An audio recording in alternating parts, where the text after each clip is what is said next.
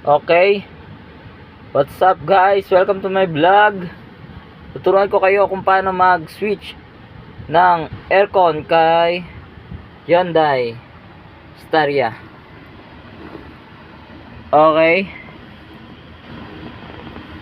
Ang pag-i-start ng kanyang aircon ay ganito lamang. Watch and learn. At kung may matutunan ka sa aking video, please subscribe. Okay? Dito, ito ang fan. Yan, pag in-on mo yan, automatic na yan, yung aircon sa harap. Pwede mo rin siyang patayin para hangin lang yung lumalabas.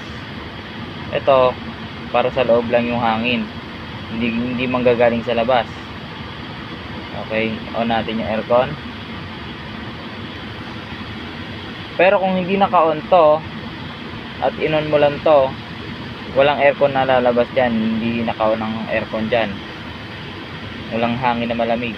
Ngayon, paano naman sa likod? Paano nga babuksan ang aircon sa likod? Ganito lamang. Pipindutin mo dito ang kanyang fan sa likod, sa rear.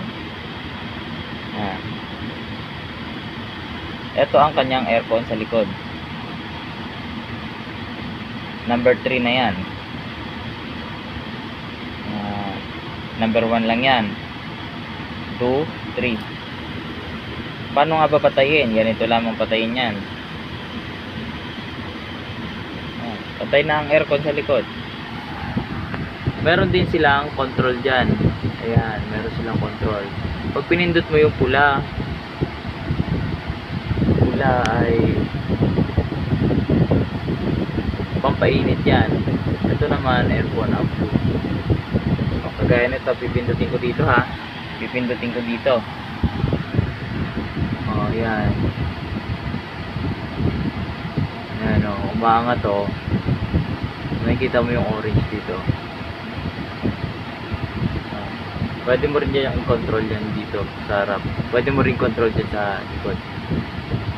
Yan, sana may natutunan kayo sa video na to. At huwag kayong mahihiyang mag-comment kung anong susunod nating video para updated kayo. At may mga kaalaman pa kayo sa ibang mga